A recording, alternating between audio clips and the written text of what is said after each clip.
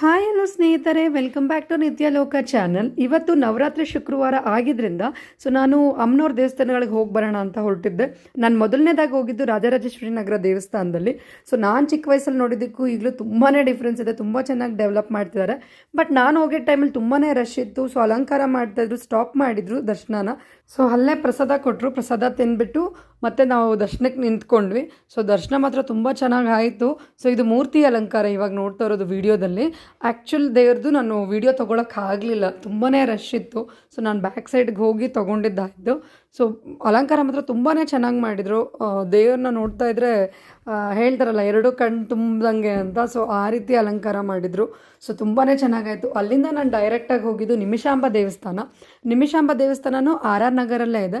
ಇಲ್ಲಿ ಬೇರೆ ರೀತಿ ಅಲಂಕಾರ ಮಾಡಿದರು. ಇಲ್ಲಿ ತರಕಾರಿಗಳನ್ನೆಲ್ಲ ಯೂಸ್ ಮಾಡಿ ಅಲಂಕಾರ ಮಾಡಿದರು. ನೋಡೋಕೆ ಮಾತ್ರ ಸೂಪರಾಗಿತ್ತು.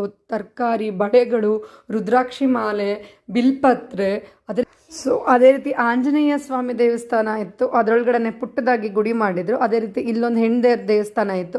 ದೇವಸ್ಥಾನದ ಕಾನ್ಸೆಪ್ಟ್ ಸ್ವಲ್ಪ ಕೇರಳಿಯನ್ ದೇವಸ್ಥಾನಗಳು ಬರುತ್ತಲ್ಲ, ಕೇರಳಿಯನ್ಸ್ದು. ಆ ರೀತಿ ಇತ್ತು. ಬಟ್ ಅಲಂಕಾರ ಮಾತ್ರ ನಿಜವಾಗ್ಲೂ ತುಂಬಾ ಚೆನ್ನಾಗಿತ್ತು. ನೋಡ್ತಾನೆ ಇರೋಣ ಅನ್ನೋಷ್ಟು ಚೆನ್ನಾಗಿತ್ತು. ಆಮೇಲೆ ರುದ್ರಾಕ್ಷಿ ಮಾಲೆಗಳನ್ನೆಲ್ಲ ಯೂಸ್ ಮಾಡಿದರು, ಅದನ್ನು ತುಂಬಾ ಚೆನ್ನಾಗಿತ್ತು.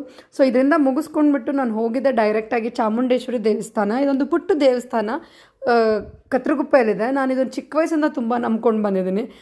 ಈ ದೇವಸ್ಥಾನಕ್ಕೆ ದರ್ಶನಕ್ಕೆ ಹೋಗಲೇಬೇಕು ಅಂತ ಹೋಗಿದ್ದೆ. ಇದು ಅಷ್ಟೇ ತುಂಬ ಚೆನ್ನಾಗಿ ಅಲಂಕಾರ ಮಾಡಿದರು. ಬಟ್ ಫೋಟೋ ಇನ್ನೂ ಅಷ್ಟೇ ಅಮ್ಮನವ್ರ ಅಲಂಕಾರ ತುಂಬ ಚೆನ್ನಾಗೇ ಮಾಡಿದರು. ನವರಾತ್ರಿ ಹಬ್ಬದ ಟೈಮಲ್ಲಿ ದೇವಿಗಳ ದರ್ಶನ ಮಾಡೋದು ನಿಜವಾಗ್ಲೂ ತುಂಬಾ ಮನಸ್ಸಿಗೆ ತೃಪ್ತಿ ಕೊಡುತ್ತೆ ಅನ್ನಿಸ್ತು. ನಿಮ್ಗೆ ಈ ವಿಡಿಯೋ ಇಷ್ಟ ಆಗಿದ್ರೆ ಲೈಕ್